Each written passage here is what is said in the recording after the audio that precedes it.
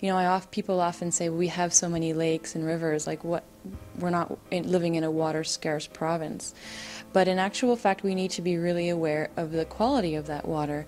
The water that is flowing in through Keji National Park is being affected by all the surrounding areas, logging, cottage country, what people do on lakes, like use of motorboats.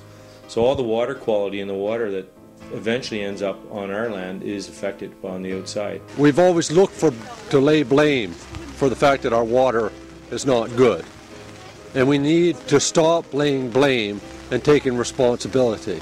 The water is bad because we all treat it badly. Canada is the largest user of water per capita, second only to the United States. Well, I've traveled to a couple different countries, and when you go somewhere and you can't drink the drinking water, the tap water, because you'll get sick from it, but other people can't afford to buy bottled water, so they've got to drink that water regardless. It's critical for us to have access to clean water and for us to have access to water, period. I mean, we're so dependent on it, it's something that we take for granted. Africa is very rich with resources. There's a lot of mining going on there. Mining requires an incredible amount of water. For people who need to walk to get their water, when that water is drying up or when that water is moving, the sources of water are moving or they're becoming unclean because other things are going into the water, it generally means that it's the women and the girls of a community that are the most affected because they have to walk extra kilometers every day just to get the clean water for their families.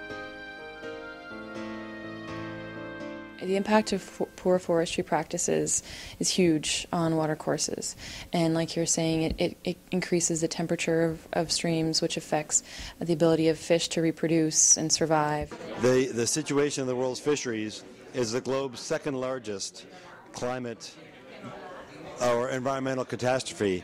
Well, stocks are getting smaller, prices going down. There's just so many boats going now. I think that overconsumption obviously is a huge issue when it comes to using the Earth's resources, and not understanding that the way that we're using the Earth right now means that we're not going to be able to use it in the future, plain and simple. Clear cutting has lots of effects. It affects water temperature.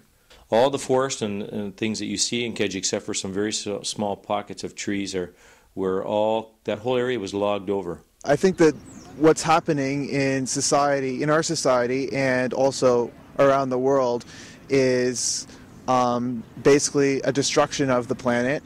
I think we're very dependent on oil right now around the world. Where that's going to go in the future, I'm not sure. I think presently we're using more of non-renewable energy than the renewable energy.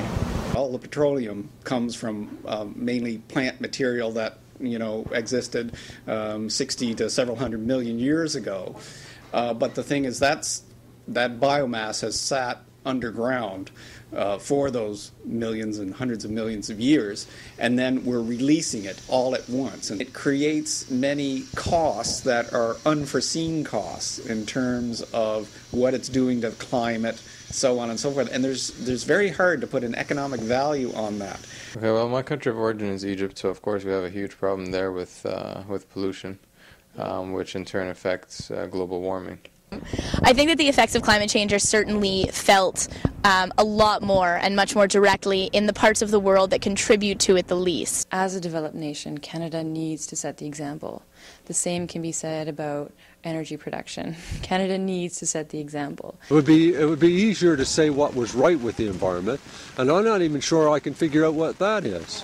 One of the things you realize working for Environment Canada is that we have so few resources. People who don't have all the resources they need immediately accessible probably use what they do have far more responsibly than we do.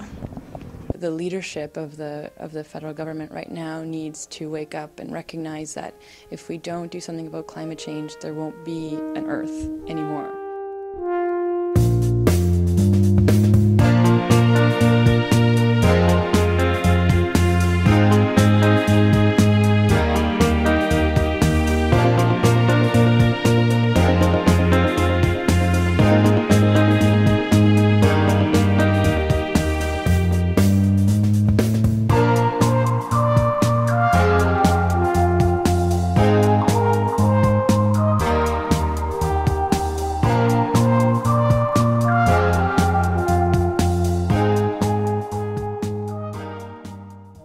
I think that the most important thing we can do about water scarcity is, first of all, acknowledge that it's happening. We're always trying to encourage people to see the connections between a clean environment and a green economy.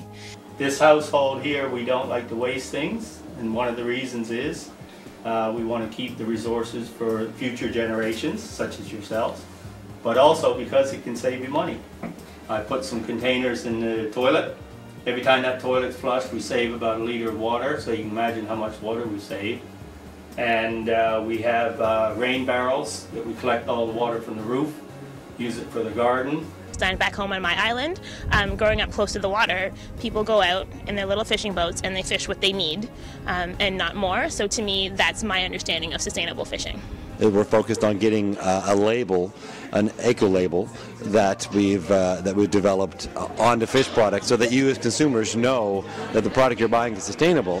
And our program is designed around making sure that not only are they there, the stocks remain, but that they are healthy and they can continuously reproduce a moderate amount of protein to catch, to land, to sell, and for humans to eat, but continuously do it over and over and over again in a sustainable manner.